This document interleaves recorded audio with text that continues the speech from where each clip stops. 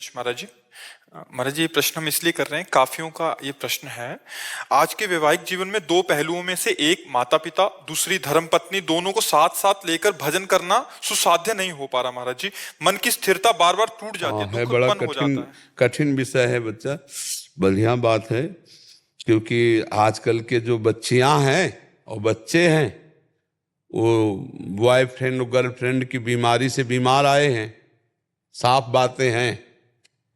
अब व्यभिचार प्रवृत्ति से युक्त होते हैं। अब उनको बड़े बूढ़ों के आगे झुकना, उनकी सेवा करना उनको पसंद नहीं आता।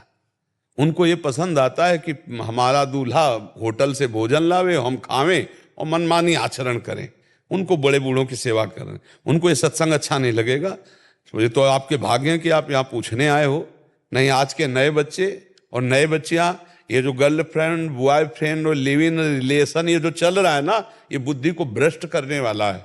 गंदे आचरणों से बुद्धि भ्रष्ट होती है, और जिसकी बुद्धि भ्रष्ट होती है वो बड़े बूढ़ों की आराधना नहीं करता, पक्का समझ लेना। उसके लिए बड़े बूढ़े ऐसे कबाड़ की तरह दिखाई देते हैं कि ये बोझा है हमारे लिए, मरे जल्दी तो हम। पर बच्चा, तुम्हारी बुद्धि कहीं ना कहीं शुद्ध है, तो आप अपने माता पिता का त्याग मत करना। और पत्नी अर्धांगिनी होती, इसलिए उसको दुख देने की चेष्टा मत करना। ऐसी विवेक से चलो कि पत्नी को भी संतुष्ट कर पाओ और माता पिता की भी सेवा करो। क्योंकि पत्नी अर्धांगिनी है, उसका त्याग आपकी तरफ से उचित नहीं, धर्म नहीं कहता। और पत्नी के बस में होकर माता पिता की त्याग वृत्ति करना या कटुवचन बोलना या पिटाई करना या इस तरह के आचरण करना तुम्हें नरक ले जाएगी दोनों को। इसलिए हमारी राय है कि ऐसी व्यवस्था रखो कि पत्नी भी संतुष्ट रहे और माता पिता की भी सेवा हो। ना पत्नी का त्याग करो ना माता पिता। अगर इस बात में वो राजी नहीं है, वो आपको त्याग कर रही, तो फिर आप माता पिता का त्याग ना करते हुए वो त्याग रही, तुम्हें तो त्याग देने दो। हमारी बात समझना। माता पिता के कोई आय का साधन है नहीं, और मैं जब कभी भी कुछ धन देना चाहता हूँ तो उसमें उनको बड़ा दुख होता है, मेरी धर्मपत्नी को। नहीं होना चाहिए। तो इससे फिर मुझे भी दुख होता है। अब नतीजन ये बात मेरे माता पिता को पता लगी, तो अब उन्होंने पैसा लेना बंद कर दिया मेरे से, और दुखी रहते हैं। नहीं बच्चा, नहीं उनके पैर छू, नहीं उनको, नहीं आप उनको बहुत धन्यवाद। आप अपने माँ बाप के प्रति इतने दयालु हृदय हैं, उत्साह।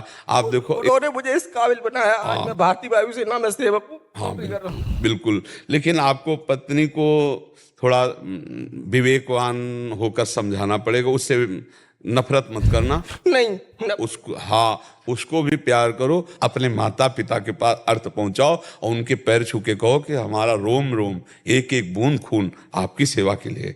आप अगर नकारेंगे तो ठीक नहीं रहेगा। कि देखो, तुम्हारी पत्नी भी ना नाराज हो और तुम्हारे माता पिता की सेवा बने, इसके लिए थोड़ी बेईमानी करो अपनी पेमेंट से। यद्यपि वो ईमानदारी है कि जैसे पत्नी का अधिकार आपके धन पर है, ऐसे माता पिता का भी अधिकार है। क्योंकि माता पिता के संयोग से शरीर पुष्ट हुआ है और पत्नी उसी शरीर का भोग कर रही, तो माता पिता का अधिकार प्रथम है। तो हम बेईमानी इसलिए करें कि झगड़ा ना हो। लेकिन परस्पर थोड़ा इतना अनुशासन तो होना चाहिए। वो ये नहीं समझती कि माँ बाप ने पैदा किया, इसका अधिकार है माता पिता की सेवा करना। अब तुम जो पूरी पेमेंट पाते हो केवल पत्नी को ही दे दो, ये अधर्म है।